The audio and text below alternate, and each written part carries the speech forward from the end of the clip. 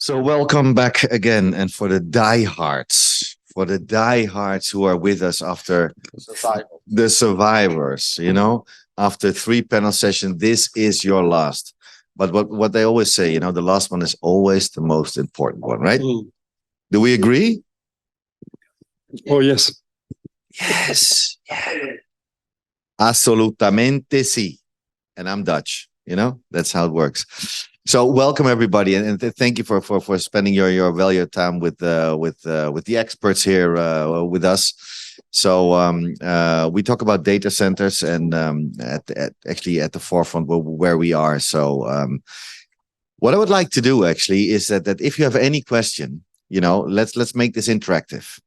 So whenever you feel like that you have a question or you want to comment on something, just raise your hand, and we'll make sure that you get all the time in the world to raise your question, and we will do our utmost best to answer your question. So please, if you want to, join us, because that's what we're going to do here. È un soggiorno qui. It's just a couple of guys in this, talking about a subject. So we really would like to have all of you, almost sitting here as well. So it's just the same. So thank you for that. So, before I start with the stuff, my silly questions, which I always have, is that I would like to give my fellow panelists and senior people in the global market actually a quick minute to introduce themselves. If you don't know them yet, then now's the time to get to know each other. So, Emmanuel, if I may start with you, a quick introduction, please. So Emmanuel Becker, MD for Equinix in Italy. I am the president of IDA, Italia Data Center Association. Okay, thank you. Good afternoon, Matteo Repeti, SC manager for Juniper Network, following the service provider in Italy and South EMEA. Okay, thank you. Fede? I work for Telecom Italia Sparkle. I'm based out here in Rome, and I'm in charge of submarine cables and data center for the Sparkle network worldwide. Okay, thank you. So let me kick off, and Emmanuel, maybe you can give us your regional approach or thoughts, but also because you're a global player, you're the biggest guy in the world. So, I mean, that's what it is, right? So maybe you can also give us your view of what you see globally. Okay, so your helicopter view, if possible. So, who and what are the key drivers, and what are the latest developments in, let's say, in the data center world? Well, what do you see? And maybe specifically, on the Med region, but also globally, please. So first of all, what is attracting digital in any of our countries? We are always speaking about 3 main effects, which is making a digital region. The first one is population density. So the more you have people, the more you have final users, and anyone which is using it, obviously, in their mobile phone, but anyone which is using in any of their part of their life, they will use digital. The second one is GDP density. So the more you are creating GDP in a local area, the more you need to have digitalization. And the third one, which seems to be obvious, but not so, is digital density too. So if you already have locally some digital leaders, again, which can be providers of digital or consumers of digital, the more you need, again, to have digital services locally.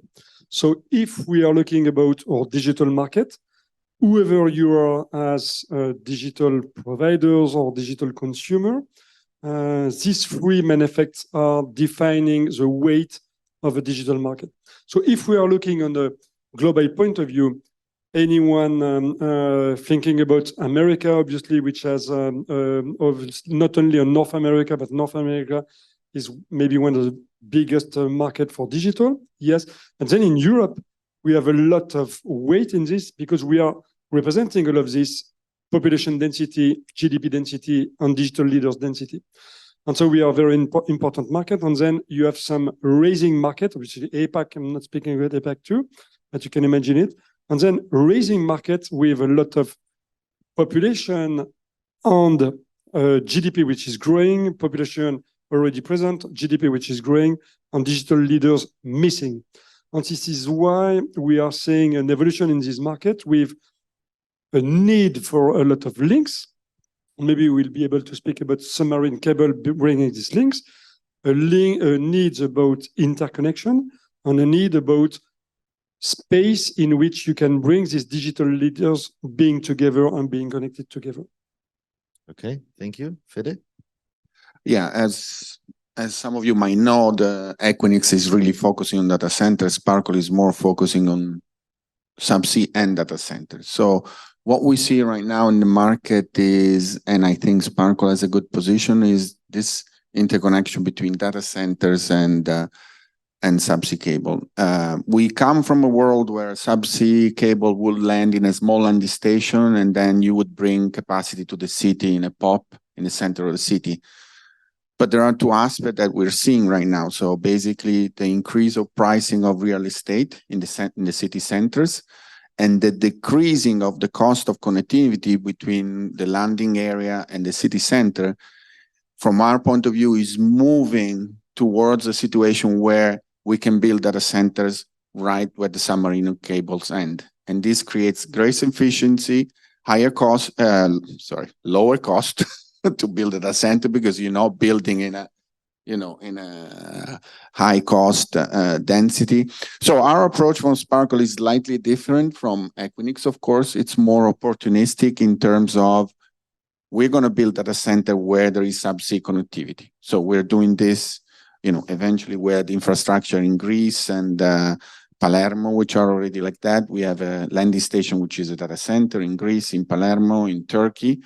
And now we're developing even more Palermo. We are developing a data center in Tel Aviv that has this sort of facility. So the cable will land in a facility that is at the same time a landing station and a data center. And we just completed a data center which was ready for service in July in Panama. As you know, Panama, it's all the hubs that historically, like Turkey, Suez, Panama, they've been all logically and politically interconnection point. From the telco point of view, is just the same.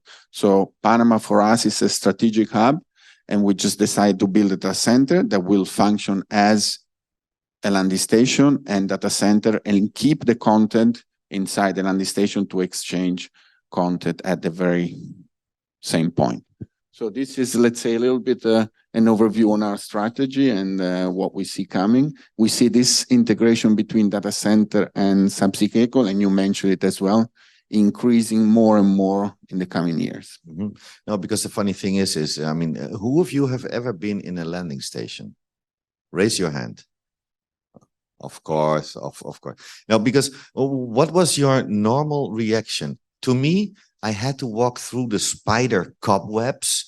It was filthy, it was dirty, it was wet, right or not? So whenever you have the time, and that changes completely, drastically. But the challenge actually will be from the for the landing stations becoming, let's say, real data centers, is flooding. It needs to be high enough. It needs to be, all the tier things. It also needs to bring. So maybe you can say something about. We know, for instance, your project in Oman and whatever you did around the world. Which projects didn't you do? But a landing station, to make sure that they become, let's say, sort of true data centers or incorporated. It's not easy like that. It's not just a house of bricks and then, that's what it is. And the landing station, would take out of it. No. Can you tell us the complexity about it, maybe? So speaking about this, we, as Equinix, we have obviously this very big footprint, which is 250 plus data centers in the world. So why we are saying plus? Because we are counting by tens of data centers, because we are building 1 to 2 to 3 in any quarter. So we are counting on this. In all of these 250 data centers, how many are connected to subsea cables? More than 50. So we are more than 50 data centers which are already a CLS inside, built in it. And so we take it in a way in which we are saying, for Equinix, or data center, it's a place where interconnection is happening, where business is executing.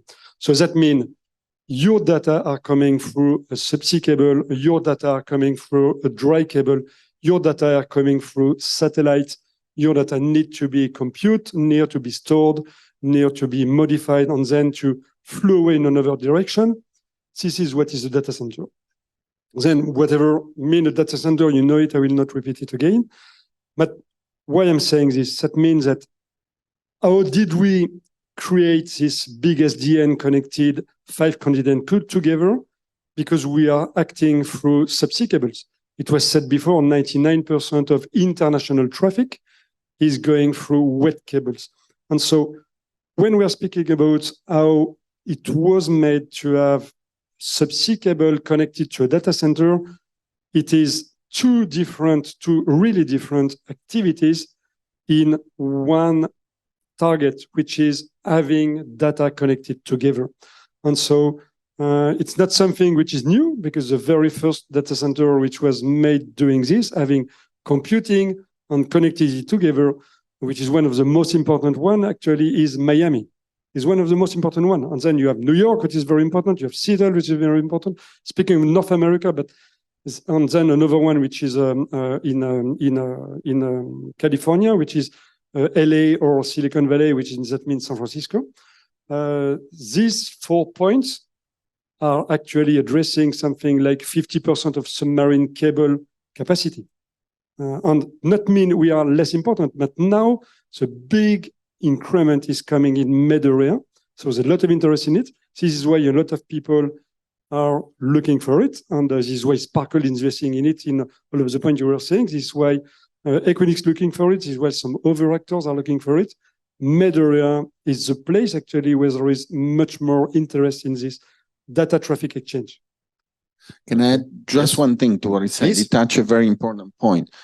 Landing station, not their data center, they're open. It wasn't like that. You know, any of you remember of a golden jumper somewhere in the world? You know, a CLS would charge you crazy prices to connect to a different cable. Now, all our landing station that are data center are open, as you correctly say.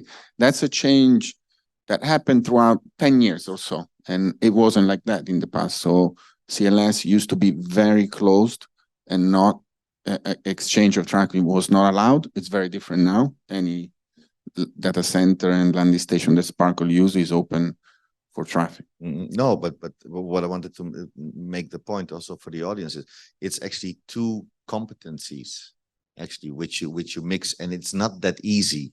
Because normally a lot of people in telco, let's be honest, they think, oh, the data center is a data center. Oh, yeah, of course, the sea cable comes in. Guys, hold on. There is a complexity to it, which makes it, and yes, 10 years ago or 9 years ago, I think the things changed, and for the better, actually, because by the end of the day, there is should be a better customer experience, because the price, is not that high anymore. So there are quite some benefits. Now, Matteo, as a vendor, how do you look, let's say, at the data center / submarine world as Juniper? How do you see it? Yep. As Juniper, as vendor, for sure, we are following what the market demands comes to. So, we see a different type of demands for the data center. That doesn't mean that it's only a big one like cloud data center or Equinix Fabric or something or submarine connectivity. What we see a sort of disaggregated function for the data center. We see that the data center will be spread off in every part of the country. This means that it's not only need to work to build up a big one, but sometimes need to work with a very low-end data center, means a bench of number of server and storage, no more than that. But this one is not working at all. Needs to be connected to the other one.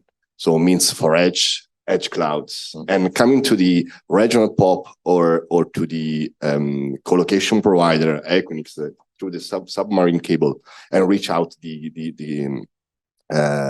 content provider. This means that for us as Juniper, need to create a sort of solution that help to standardize the model. how to create the infrastructure. Otherwise, you have a step-by-step different solution in each of layer. And the interconnectivity between the last premises far edge to the Equinix cloud or the Google cloud, it's so too complex for the infrastructure point of view. This means that for us, and repeat what Stefano said today, that this is one of the points is we have the vision to go ahead with the implementation of the operation facilitization for all the parts of the data center. Means that the AI will be completely manage and sustain the extension of the clouds also to the far edge and reach the cloud provider. Okay, Fede, everything goes super fast, you know, and then even this morning and throughout the panel discussions we had, and also the keynote speech from Enrico, everything is going fast. We need to change. We need to, you know, be more agile. We need to, you know, maybe even change left or right our business models, or adopt from other industries some other business models. Where do you think lie, let's say, the biggest challenges that we have? And maybe you can explain the audience, you know, what the main challenges are, and do we see new go-to-market strategies? Actually, two questions in one. So let's it's two questions in one. Let's see on the long term and on the short term. The short term, I consider the challenge is, you know, a customer, an OTT comes in, wants a big suite or wants a fiber and submarine cable, and the long term building the submarine cable and building the data center. So on the infrastructure side, the biggest challenge that we have today, because we have, I think, very good providers building data center, laying submarine cable, the technology is really high. There's no, you know, with the vendors that we use, I see no fault on the submarine cable unless, you know, some anchor hits it or some fisherman does that. I don't see any fault. So the biggest constraint that we have in infrastructure is permitting in the various regions of the world. So permitting, whether you're laying a cable, whether you're doing a survey, whether you're building a data center that you need all the, you know, municipality to agree with your design and build, seems to be the biggest challenge that we have in order for us to be in time on market. Sparkle moved very fast in terms of getting the funds available, the design, and reaching an agreement with our mother company. It, of course, has to agree. And then we hit the local rules and regulation and the international geopolitics. And, you know, Enrico mentioned at the beginning. So this, from my point of view, is the biggest challenge in order to have new infrastructure as a time to market. On the other hand, we're talking about challenge that I see, you know, commercials see a different challenge. I'm the guy with the screwdriver in the hand, so I see those challenges. We like those guys, by the way. Yeah? So on the commercial point of view, for example, in data center, the challenge that we see is that the installation that the customer required are very different one from the other. No? You go from customers that require DC services to AC services, 5 kilowatt per rack, 20 kilowatt per rack. So what happens is that you design an infrastructure, for example, data center, but it never actually fits whatever customer you're going to have. And we face the fact that time to market to modify the infrastructure and make it available the same way the customer wants, it's a challenge. I think Sparkle is very good at doing this. We're very efficient, very fast, but still making the infrastructure available in the configuration that the customer requires. It's not like 100 gig that it's always the same. You can change the POP, but that's a 100 gig, okay? Instead, in terms of subsea cables, drop of the subsea cable, interface, and making available a suite to a customer, the challenge is the customization of the space or the infrastructure. That's, I see, as for us, the biggest point. Okay. Emmanuel? what do you see any market challenges out there? I'm seeing a lot of market opportunities because any challenge means an opportunity. Why? Actually, there is a bubbling market in the Med area. There is bubbling market anywhere in the world, but especially in Med area. I was speaking about that just before, saying there was a lot of interest in the wet Med area, but there was a lot of interest in the dry Med area.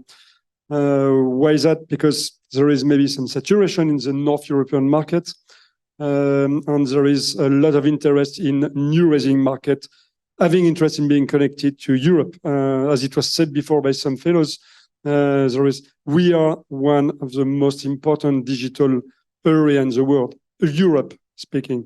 And so if we are so weighty, if we are having so importance in bringing our digital services in and out, that means that we are attracting connectivity to others. So again, weight is a challenge because a lot to do, and anyone wants to do it in the same time, and there is not a lot of capacity in being able to deliver. So challenge which is an opportunity, or opportunity which become a challenge, a lot of attraction and difficulties to deliver it.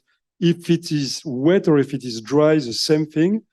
Nobody, even Equinix #1 in the world and the DC providers, we are not able to deliver enough for the need of our customers. So we need anyone in this market to be able to deliver it, and even all together, we are not able to deliver. So big opportunity, big challenge.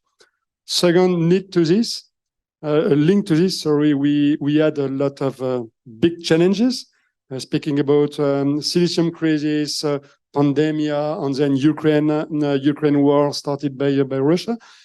All of this became big challenges and became opportunities too. Why opportunities?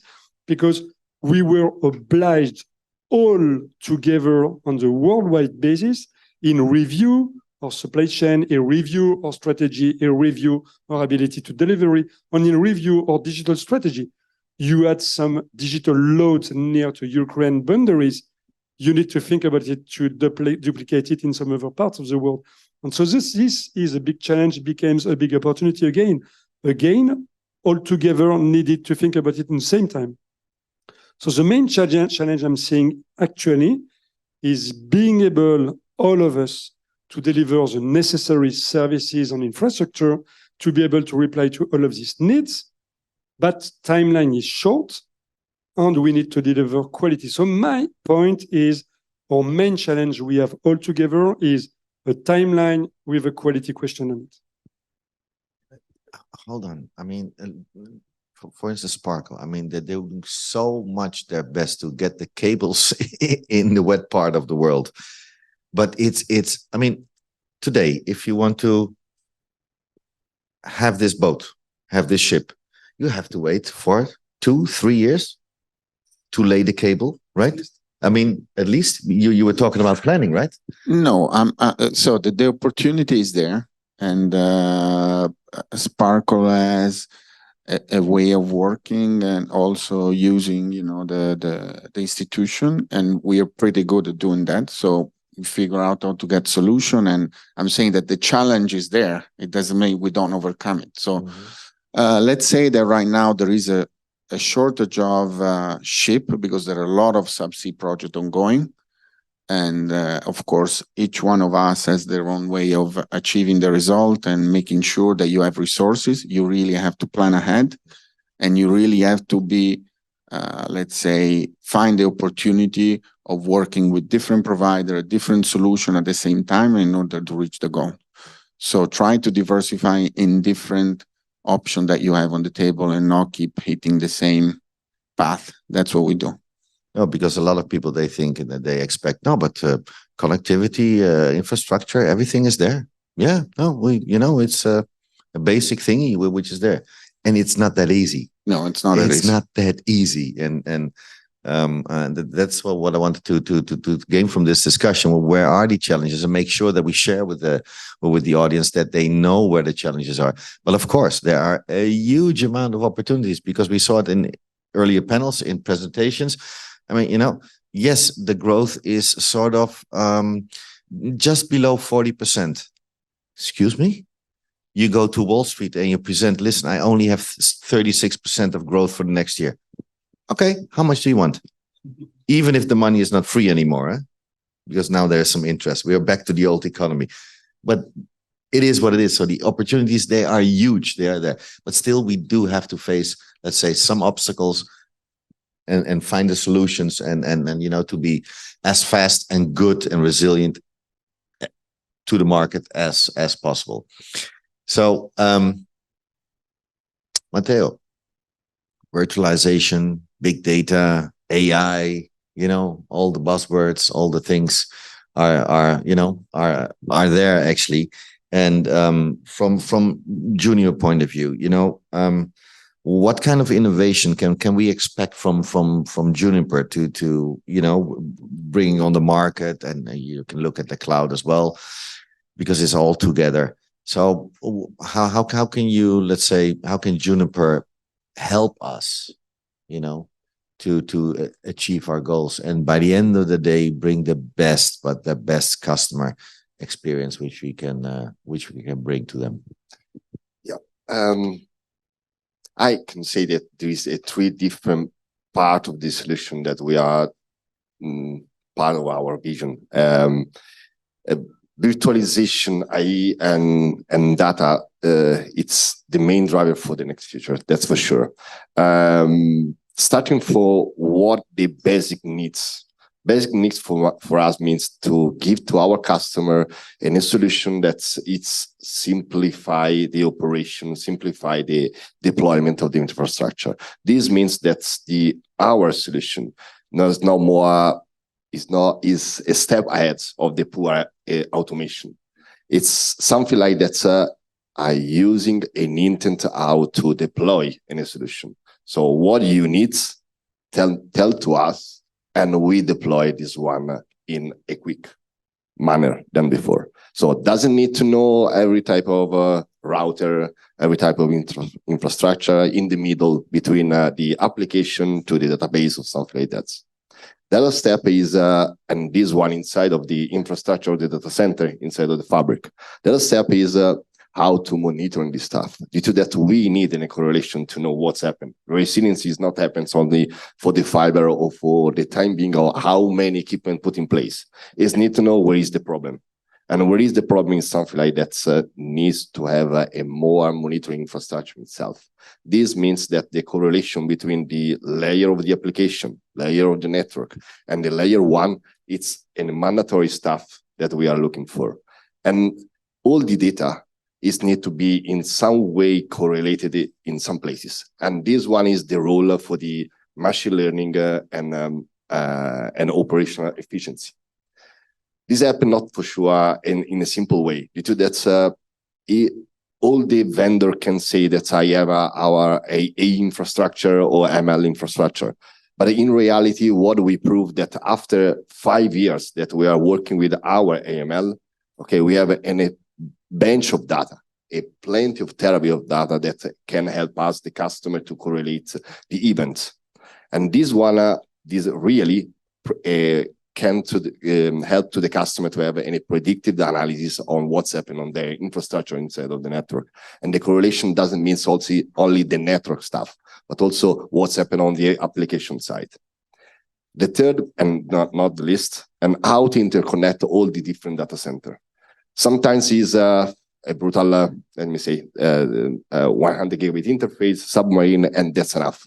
But when you talk about virtualization AI, you need to connect virtualization stuff by a different point of clouds spread of the world. And this means that a overlay connectivity is required.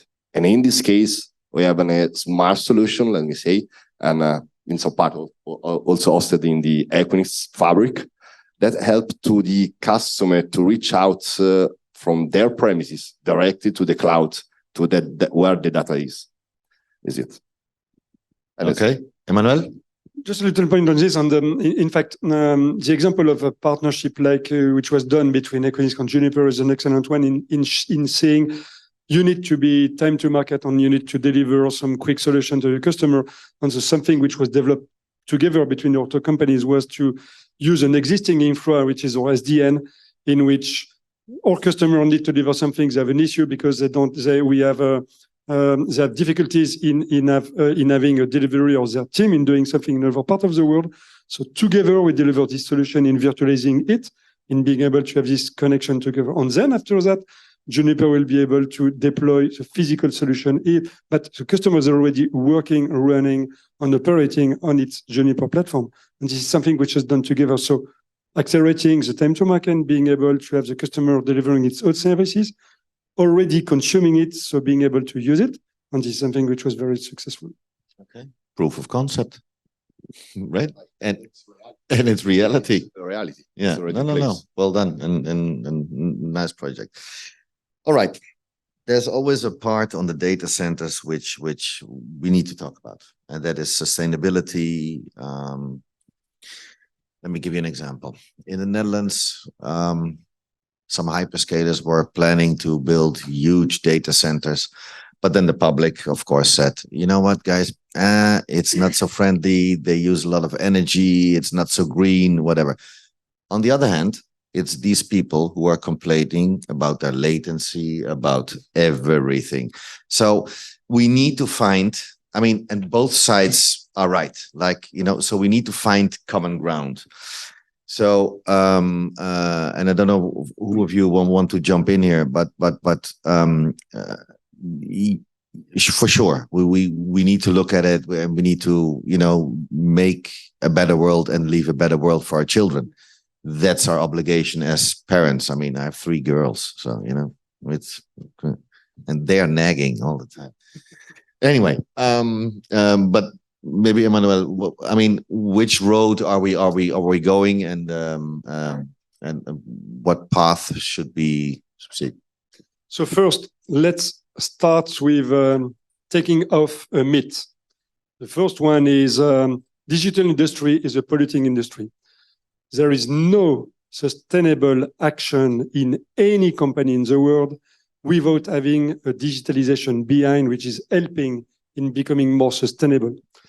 If you want to look at something you have in your hand on a daily basis, your iPhone or your Samsung or whatever phone you're using in your pocket is something which is more and more digitalized, and it's using the same amount of energy since 20 years. But in 20 years, MIPS, so the capacity of computing of in your telephone was multiplied by 10,000. So this is the first myth. Putting it to data center on telco industry, this is exactly the same thing. All of us, we are delivering X, Y possibilities of improvement in our services we are delivering on a yearly basis, with the same energy we are consuming. The other part is any one of us are consuming more and more digital. So digital need in the world is growing much more quicker than the capabilities we have in delivering services in a sustainable way. So this is why it's a race we are doing. It's not a race against hunger. It's a race against consumption. And so to do that, there is no other industry than data center industry, which made so much effort in the last decades in improving its own PUE, power usage effectiveness, or WUE, water usage effectiveness, or any kind of energy efficiency we are doing. No other industry did such an amount of effort. And the same for telco industry. All together, we did some very big effort. But we need to say it. We are humble on this. So we need to say it, first thing.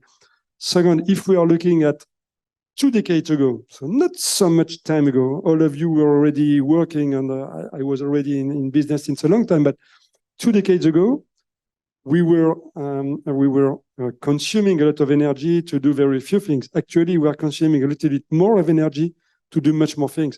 And so we did a lot of effort all together to do this, but we are a little bit humble on this, not saying it.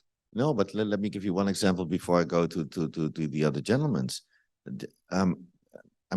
Data centers, they use the cooling and the heating coming from the machines, from the cooling, to heating schools. So cities. So, And people forget this. And this is also the other side of the story, which people, but I think, well, what I think is because a lot of people who do not have the knowledge, and you cannot blame them, but they see a huge building and there are a couple of pipes coming out, and every month they're testing some diesels. Oh, that must be polluting, you know? Yeah. Because the caterpillars are running. Yeah, that's just for your backup, by the way, you know? Anyway, so there is another story to it. And I know, because I know it from by heart or from very, very close by, that you're right. It's one of the most, if I may say so, not the most, you know, innovating, sustainable businesses which are out there in our telco. Please. Yeah, I would like to say a word. And generally speaking, it's not only for data center for sustainability, but generally speaking, sustainability as a vendor approach. So we create in a box, and we are taking it or need to be aware what means to put in place in a box for the power point of view, for the consumption, something like that. And right now, compared to what's happened 10 years back, so for in the same spaces, we are able to deliver, I don't know, for 20 giga to 100 gigabit or a terabit in the same spaces. And these goods with the same power consumption. Moreover, is not enough for Juniper. So we decide to have in the same boxes the capacity to switch off. So do not require any type of power for unused port.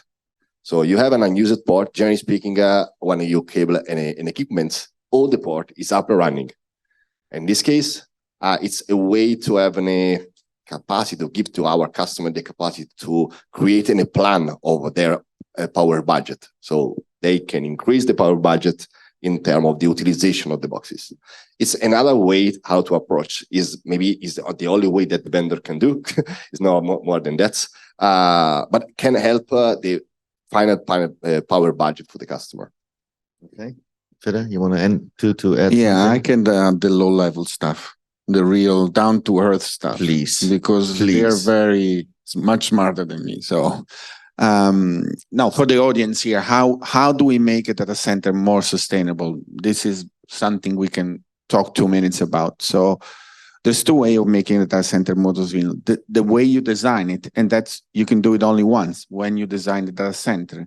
The way you build the data center, the way the air flows, the way you use the hot and the cold water, as you correctly said, you know, warm up a swimming pool, give power to a different. So it's very important to design the data center, and this is what we did in Panama, for example, with very sophisticated design in order to contain the cool air inside, make the airflow. I'm trying to make it very simple here. Most efficient, buy the last refrigeration, crack units, cooling system, and everything else. Make the piping very isolated towards the outside. So the way you design the data center, you're going to make it more sustainable than an old design, of course, because you're building it with the high technology and everything else. And what you cannot really do, you cannot transform an old data center to make it more sustainable. That has a very high cost. So that's the complication the engineers have in order to take a data center that's old design, didn't have all the sustainability ideas inside it, and make it modern. So that's one way. And the second way is the way you use energy. Of course, you need to use energy from a sustainable and renewable, and that any data center can do that. Any data center, even an old data center, can decide the source of energy that they're going to use and how they're going to use it during the day, during the night. So there is a technical way on how to approach sustainability in data center in order to make it more efficient. And let's not forget that the data center that is sustainable and more efficient is going to have a better business plan, because you're going to have lower cost and you're going to be able to attract more financing, more customer.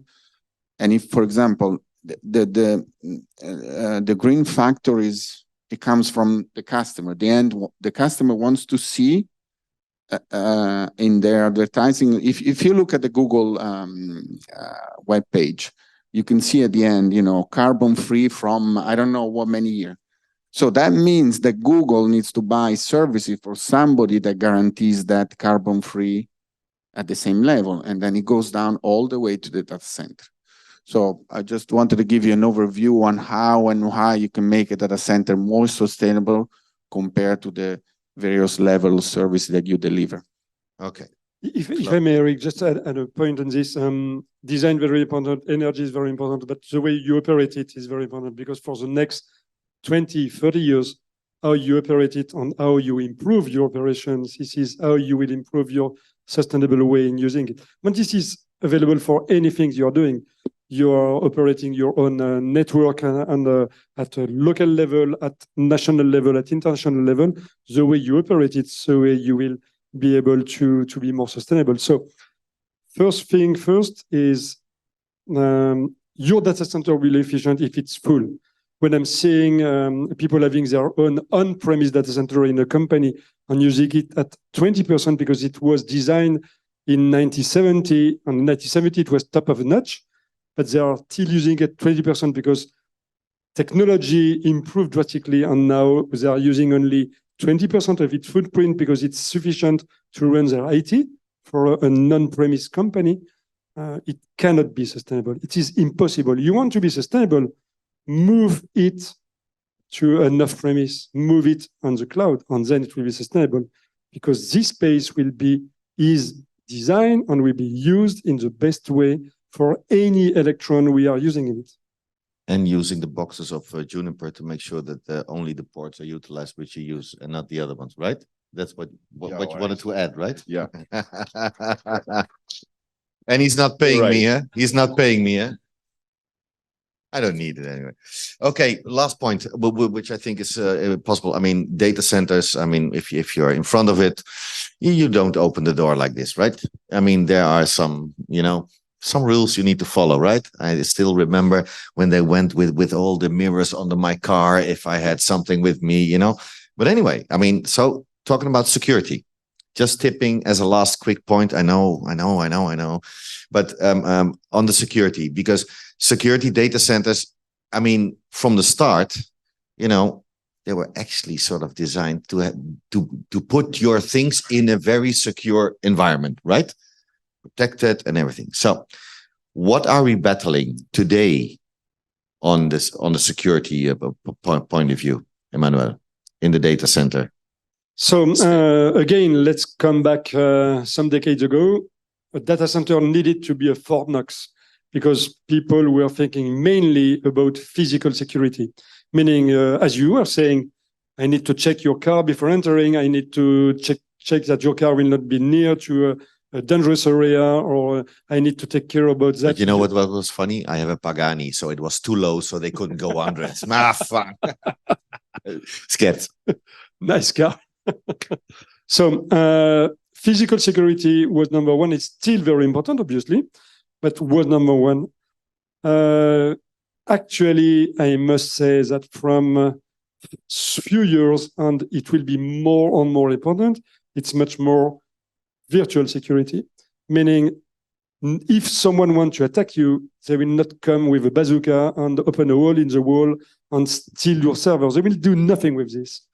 They will stay in a dark room, and they will not be the little student in his dark room attacking CIA, what it was 20 years ago. It's not anymore this.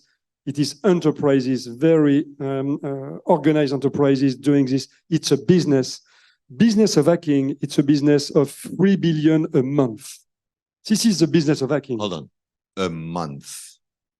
3 billion US per month. So it's a business. And there is even states organized hacking companies doing this. We know it, meaning all of our countries which were supporting Ukraine, we were from one day to another one object of hacking. So your very first things is to be protected for this external threat. And it's much more difficult because a data center without connectivity, it's not a data center anymore. It's a box. So this is where our friend of Juniper and other friends need to do a lot.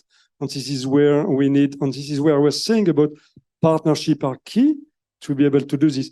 We are not pretending, even Equinix #1 in the world in data center industry, we are not pretending in doing all of the security layers to protect you. We are doing it with the main partners being able to do that. Again, partnership. Matteo? Partnership, and thanks to raise the point of the security. I'm proud to say that Juniper right now, it's one of the leader on security on data center. That's we achieve something like that sound a little bit strange compared to the other one, but Juniper is proven that our fire technology is the best breed in terms of capacity, in terms of throughput that can handle in front of the data center. This means that the part of the virtual security or cybersecurity stuff, like to say, it's one of the main points that we would like to touch. And needed not only on the big boxes, but sometimes need to have a very little bit firewall inspection near to the virtual machine, near to the server. The other stuff, no one more would like to bring up in a server and take it over. Yes, it's a few. Okay. Anything to add, Fede? Well, they said most of it. So I would like to add something about Sparkle. So we've been operating in the most complicated part of the world. And in terms of security, one of the most complicated places, the United States, even if it's not a complicated other way. Yep. And, we go all the way to Israel, Italy, Greece, Turkey, Venezuela. So Sparkle has been used to adapt into security requirement from the local government, local customer, local organization, and we have learned a lot. We shared, landing station with cables that go from China to other places. So I just want to add the point that we have learned a lot. Every country is treating security in a very different way. That means every country is afraid of attack in a different form, exactly as you said. There's a different way, whether it's the government attacking you, whether it's a single hacker. So it's a very complicated world, and we're out there fighting it. Okay. Any questions? You're so silent. Or you're just, you want to understand and you want to hear it. Okay, fine. Closing statements, gentlemen. Emmanuel, what's your takeaway? Takeaway is, again, we are in the building activity and there is a lot to do. We are seeing this is a very fastly evolving activity. What we are doing all together between vendors needed to evolve with their own system, between infrastructure provider, between like Sparkle or Equinix or anyone else doing in infrastructure, on service provider acting on full infrastructure to deliver to their final customer. It's a very fast evolving world. There is a lot which is happening actually. I would say to stay always open-minded and curious and not thinking like someone are saying from time to time, we always did like this. There is a lot of close companies saying this. So it's very interesting and I'm excited about this because I know what I did yesterday. I know what I need to do today. I don't even know what I will need to do tomorrow morning. And this is exciting, meaning I will not be bored. Thank you. Matteo? Yeah, for us, I'd like to repeat one point. The most important thing that we'd like to achieve in the next future, and right now it's in the middle of the step, it's a way to completely simplify the operation of the infrastructure on the data center. That this means for us the real IOPS for the data center. For the provider point of view means that there is no more needs an important skill of the person that what you say today. So it's something like that. They need what they want, but they don't need to know all the type of the technology that inside of the infrastructure. And this help the time to market, this help the facility to create a new type of services. What our vision is to help our customer to have the mind free to think about a new business model, not to the technology. Okay. Fede, famous last words. Famous last words. No, mine are always simple words. So, as you know, we're building this cable called Brahman that goes from Genova all the way to India. Yep. And we're seeing opportunity, right? We just finished the data center in Genoa where the cable lands, and we're working to complete a further floor on our data center in Tel Aviv. And all the drops that this cable see, we see it as opportunity to build a new data center. So for us, I think and while we're working on Blue Raman, there's another project in the Caribbean that we're working. So Sparkle being worldwide and having a presence worldwide, it's a great opportunity for us in this moment to develop this process where we start building subsea cable and then equip them. I use the word equipment, not by mistake, but there's a reason, equipment with a data center on the side. So this is a model we like. It's a model that Sparkle is good at deploying. We have the organization, we have the efficiency, we have the funding. So I look forward to doing more of that. Okay. Cool. Thank you. Any questions for these gentlemen?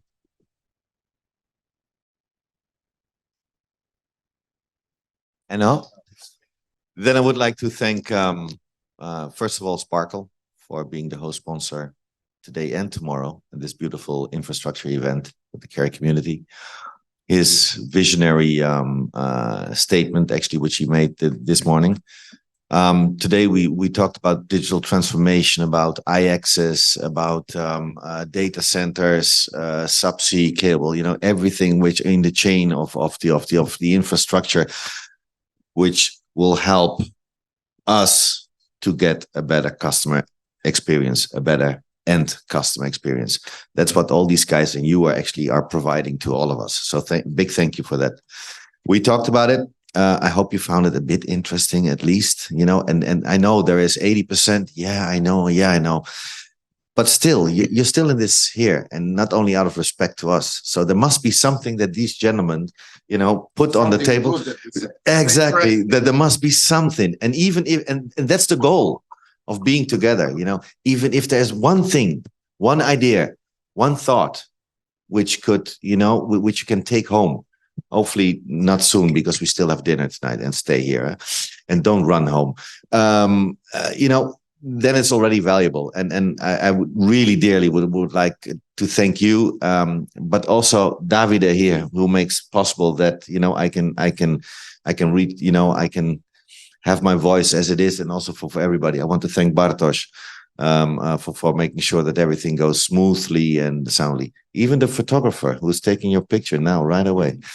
I like to think. So thank you so much. I hope you to at least had one thing. Tomorrow we're going to talk again. And also a big applause for my colleague, Alessandro, who's sitting there, who had a fantastic session today as well on fixed and on mobile. So thank you so much. I'll shut up now. See you at dinner.